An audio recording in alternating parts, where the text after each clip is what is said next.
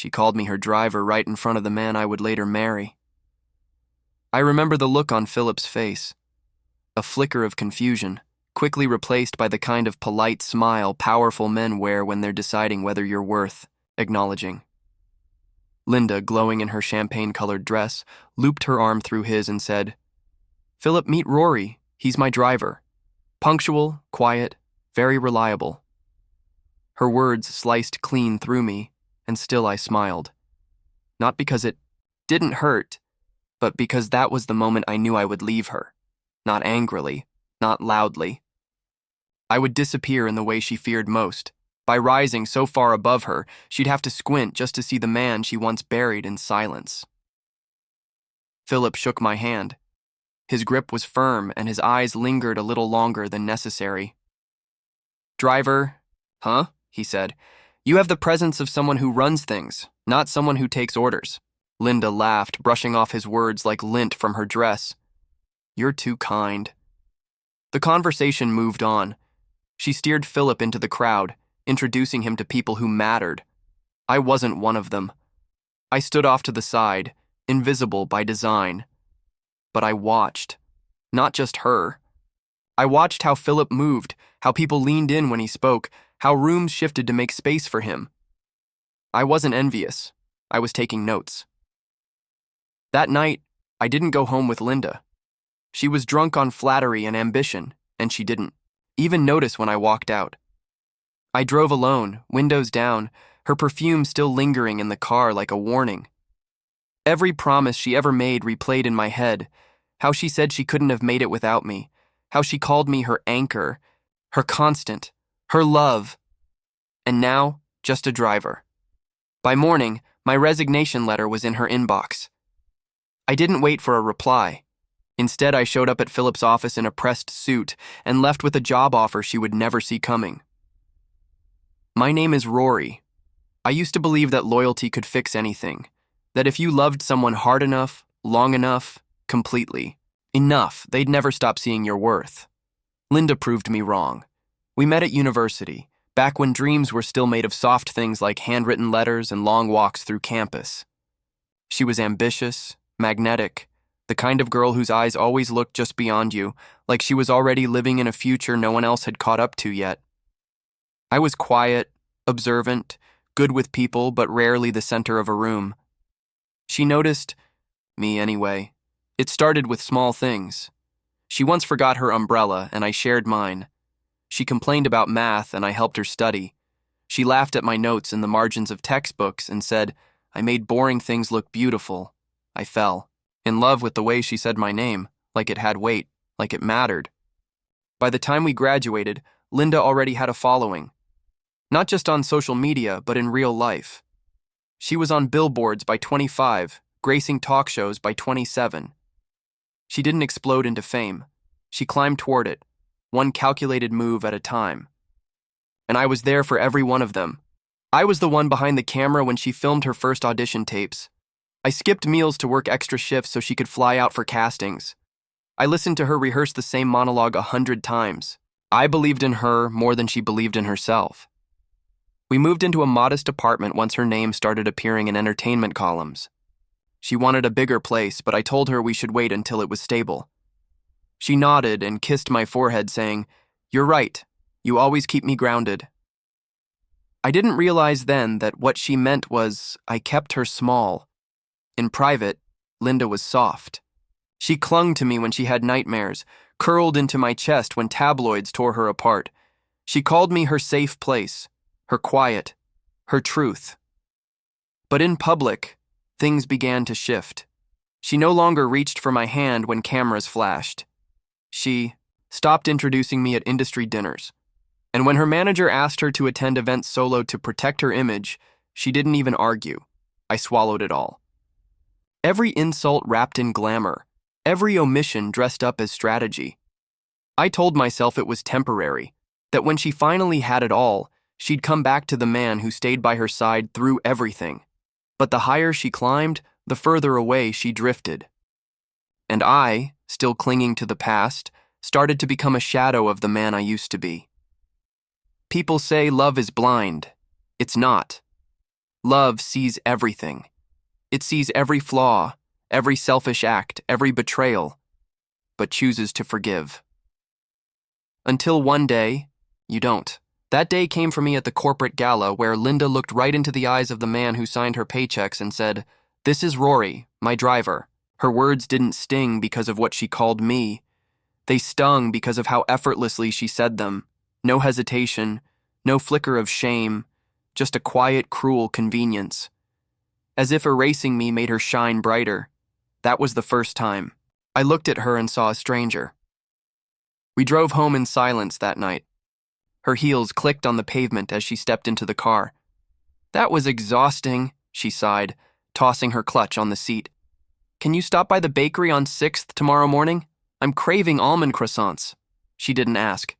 She didn't even look at me. Just gave instructions like I was on her payroll. I didn't respond, and she didn't notice. By the time we reached our apartment, she had already fallen asleep in the back seat, makeup still perfect, the corners of her lips turned up in some smug little dream. I watched her for a while, not because I still loved her, but because I was mourning.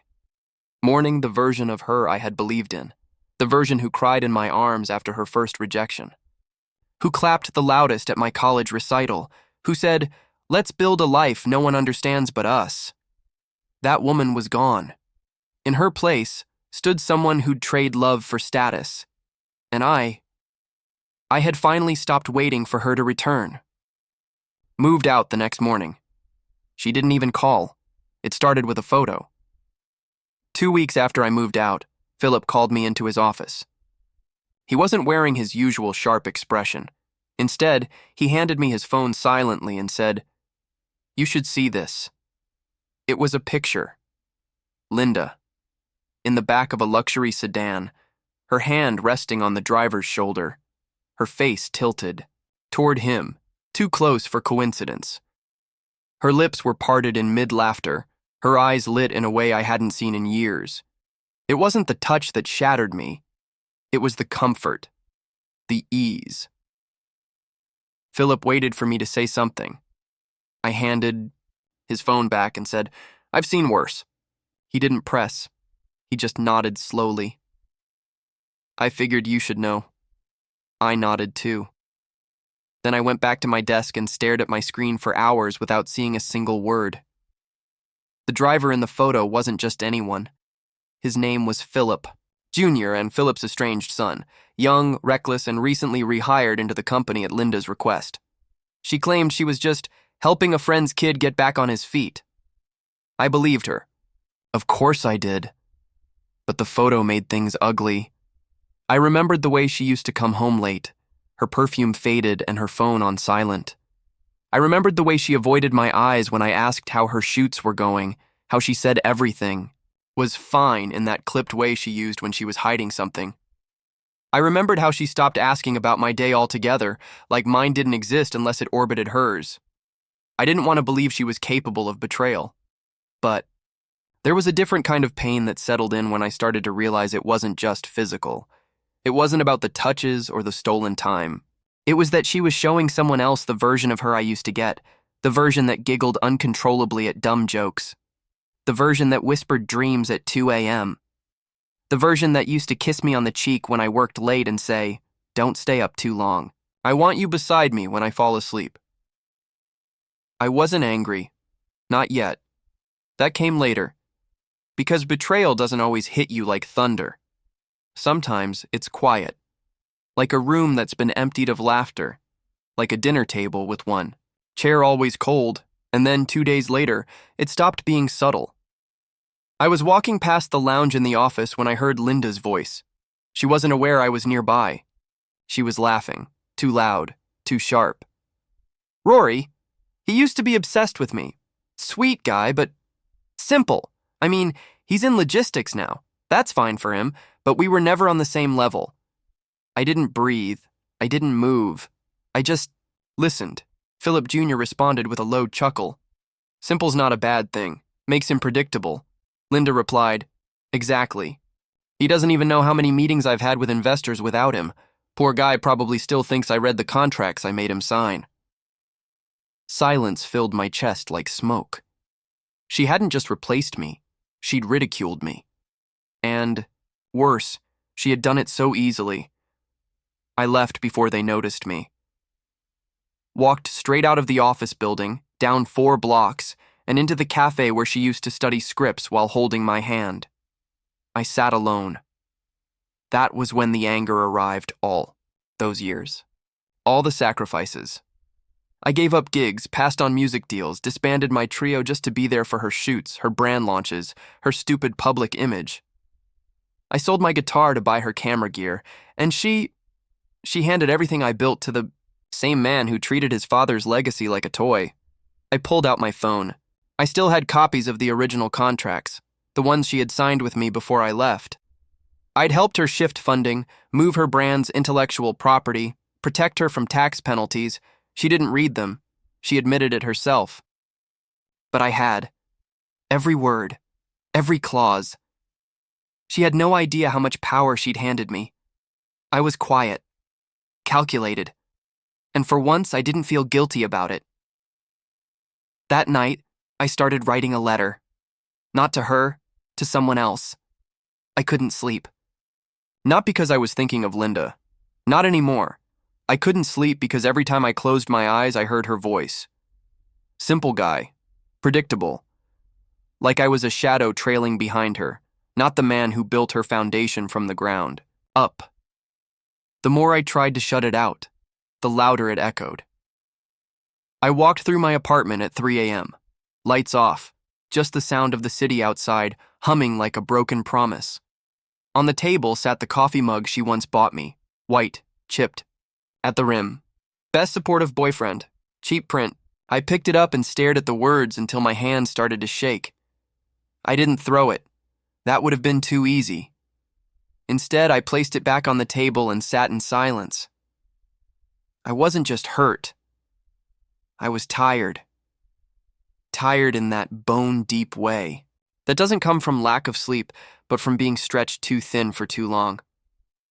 I tried to recall the last time Linda had asked me if I was okay, if I was happy, if I wanted something more than being her behind-the-scenes fixer.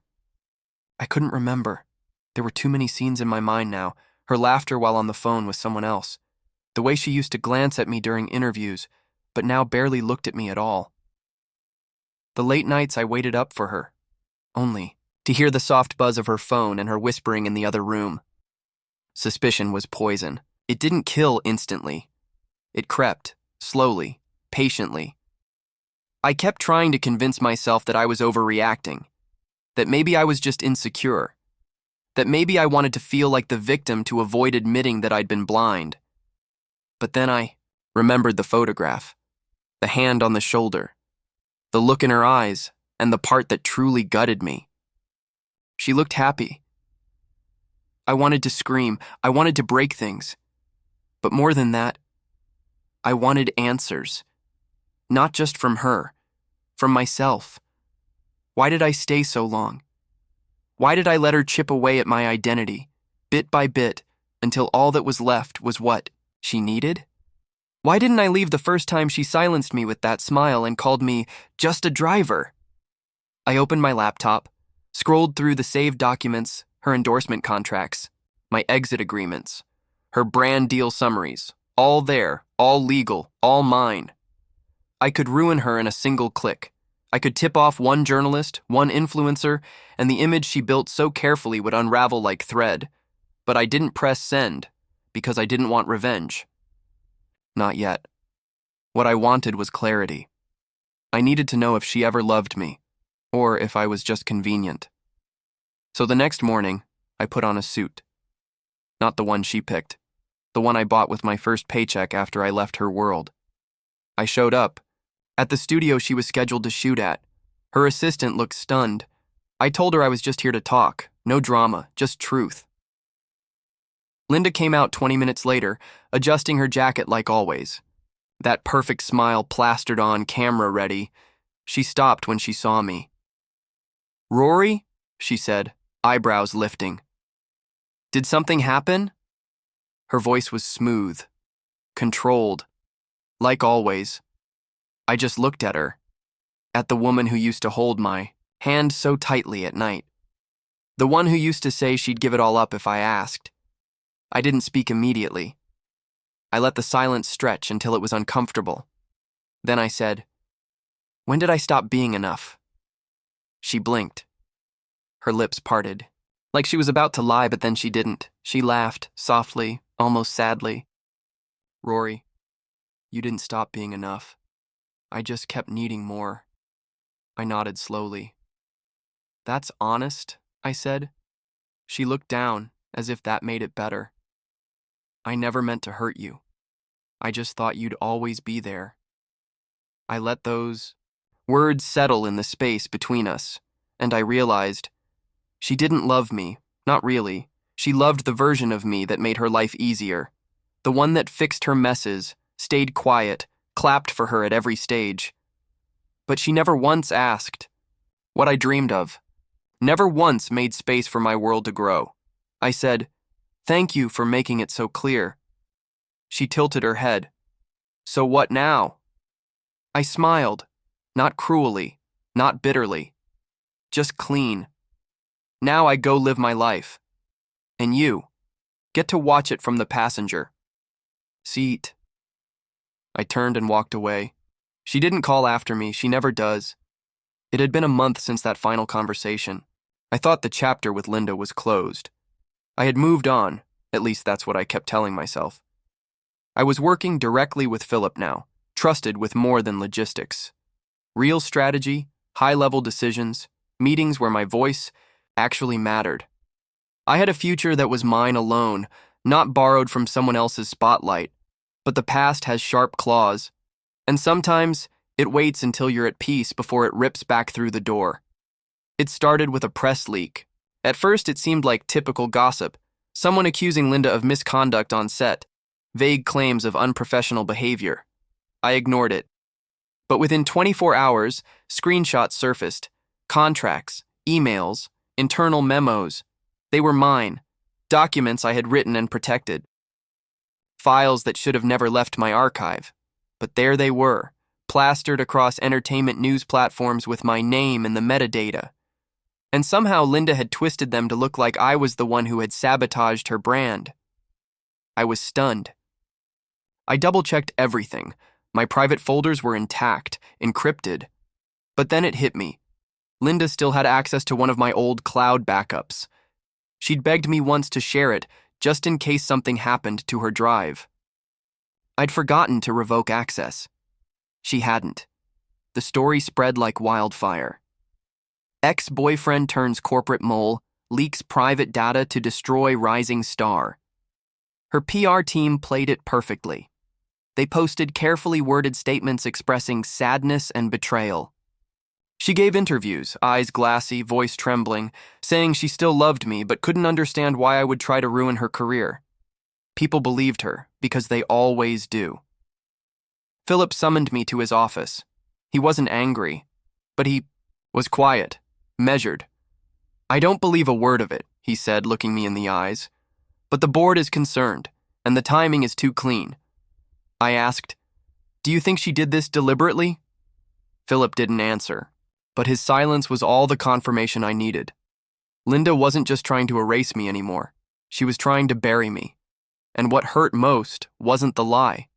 It was that she knew this version of me could survive without her. So she tried to destroy him. That night, I sat in my apartment staring at the glowing screen, watching her latest interview. She looked straight into the camera and said, "I just hope Rory finds peace. I still care for him deeply. But I had to protect myself." I whispered, "You've always been good at that." I shut the laptop. I didn't sleep that night. I didn't even lie down. Instead, I made a call to the one person Linda never thought I'd reach, her boss, Philip's ex-wife, the real owner of the controlling shares. I met her in a private lounge overlooking the river, Cora Langston, the silent force behind Philip's empire and the only woman Linda ever spoke about with fear instead of envy. She was elegance wrapped in steel. Dark eyes, composed posture, and a voice that never needed to rise to command a room. She extended her hand to me, Rory, I've been expecting this meeting for a while.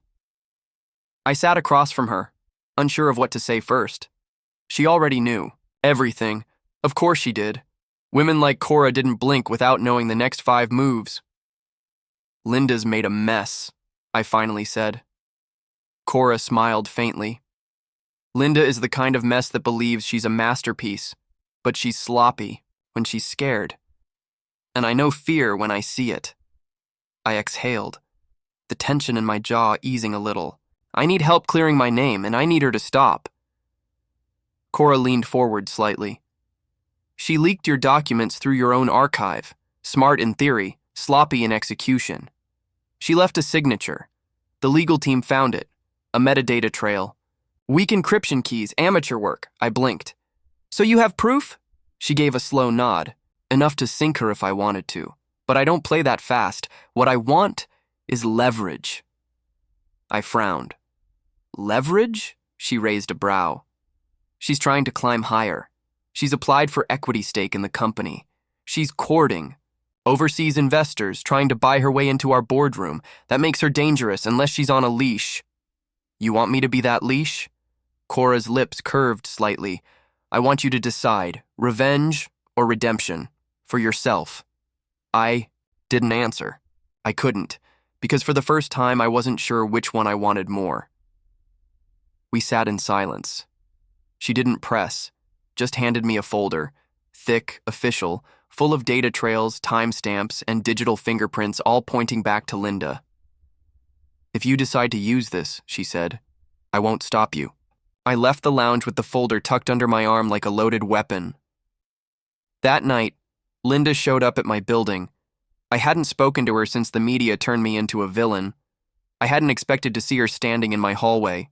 Makeup, flawless, eyes desperate. Rory, she said, voice low. Please. I didn't move, didn't speak. I didn't mean for things to go this far, she whispered. It spiraled. And then I didn't know how to fix it without destroying me? She flinched. Without admitting I needed you. I let out a slow breath, chest burning. You didn't need me, Linda. You needed control. You always have. She stepped closer. You think I don't regret it? I've been losing sleep. I've been calling people, trying to fix this. You've been calling lawyers, Linda, to cover your tracks. You didn't come here for an apology. You came here because Cora cut you off, didn't she? She went still. I smiled bitterly. She knows. She's known. She has everything she needs to ruin you. And you think if you crawl back to me, just one more act, maybe I'll take the knife out of her hand. Linda's eyes shimmered with unshed tears. I loved you, she said. Maybe not in the way you deserved, but I did. That's the saddest part, I murmured. I know you did. And you still chose power over us. I didn't know how to stop climbing, she said. Her voice broke. I thought I'd pull you up with me. I never meant to bury you. I turned away from her. You didn't bury me, Linda. You just set me free. She stepped forward again. Her hand reached for mine. Rory, if I walk out that door, is that it? Will you let them destroy me? I looked her in the eyes for the first time in months and saw the cracks, the fear, the pride still flickering behind the panic. I won't destroy you, I said, but I won't save you either. Her breath caught. She waited for a crack, a kindness, a memory to pull me back, but it never came. She nodded slowly, accepting it. She turned, heels clicking softly down the hall. She didn't look back. That night, I burned the folder. Every page, every printed lie, every digital footprint. I didn't need them, not anymore, because revenge is a fire that never fills you. And I didn't want to live in her shadow, even if it meant watching her fall on her own. 3 weeks later, the media shifted again. Someone leaked a different story. A scandal involving Linda's secret deals, but no name attached. Speculation flew. Her reputation suffered, but not destroyed. Enough to humble her, enough to break the pedestal beneath her feet. Philip called me in. Was that you? I shook my head. Not directly. He smiled. You chose restraint. No, I said quietly. I chose peace. And for the first time in years, I felt light, whole, free. I didn't need to win the war. I just needed to walk away with my soul intact. 3 months later, Linda was no longer the woman splashed across every screen. Her name still existed, but as a cautionary tale, a headline that faded quicker than the ones who replaced her. New faces took her place on the red carpet. New stories drowned her out.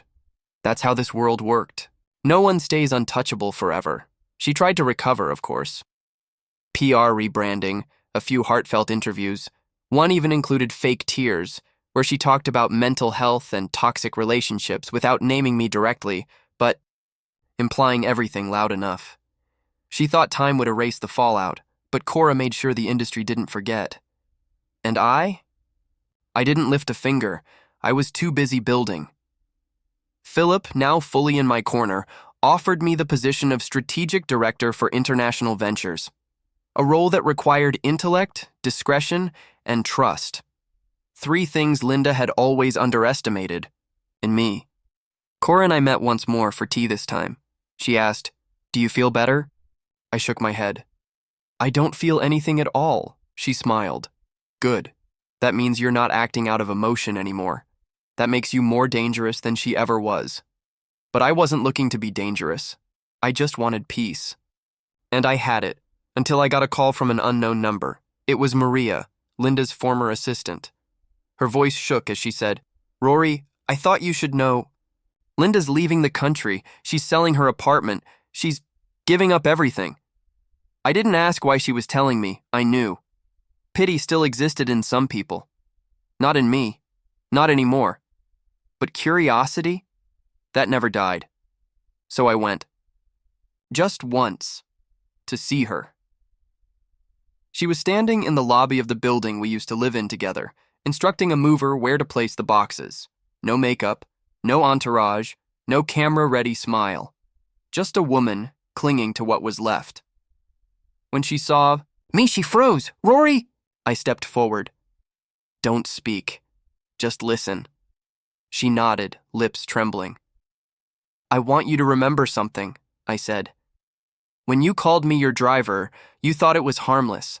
But that moment, that one sentence, was the exact second I stopped being yours." She swallowed hard. "You broke something that day," I continued. "Not because you lied, but because you showed the world who you thought I was. You shrunk me down to fit your narrative, not knowing I'd outgrow it." Tears welled in her eyes, but I didn't. "Stop! You could have had forever with someone who would have protected you even from yourself. But you wanted the world, so now you can have it. Alone." She reached out. "Rory." I stepped back. "Goodbye, Linda." I turned, walked away. I didn't hear her cry. I didn't need to. The silence behind me was enough. 2 weeks later, an anonymous whistleblower released video footage. Linda's private meetings with offshore investors, deals that violated her contracts, clips of her manipulating studio votes. None of it came from me, but it didn't matter, because the final blow had been planted long ago. Back when she signed over the rights to her brand using a contract I wrote, one she never read. The clause she missed gave controlling interest to a silent partner if her reputation dropped below industry standard due to verified scandals. That partner was me. I sold it. Publicly. To Cora. Linda lost everything. Her company. Her brand. Her name. But that wasn't revenge. That was closure. Revenge was what came next. I bought back the old apartment we lived in, renovated it, tore out every inch she touched, turned the balcony where we used to sit and dream into a glass-walled music room, and I played. Every night, not sad songs, triumphant ones. My music reached a woman named Anna, one of the many residents in the building across from mine. She left a note on my door one morning. You play like someone who survived fire, I smiled. Anna had eyes that didn't drift when she looked at me, a heart that didn't compete with my silence. She didn't know my past, but she loved the pieces I gave her in the present, and that was enough. Linda moved to another country last I heard. Changed her name. Tried again. But nothing ever stuck. No studio wanted the scandal. No investor trusted the brand. Her face was too familiar. Her lies too loud. Once, in the quietest hour of night, I got a message. A photo. She was sitting on a park bench. Alone. Thin. Hollow. The message read, "I still think about us." I didn't reply. Instead, I played Anna a new composition I wrote. It didn't have a title. But if it did, it would have been called Closure. Because that's what it felt like. Starting over, not with bitterness, but with nothing left to prove. No one ever saw me coming, especially not the woman who thought I was. Just a driver. She introduced me as her driver, so I drove away and married her boss.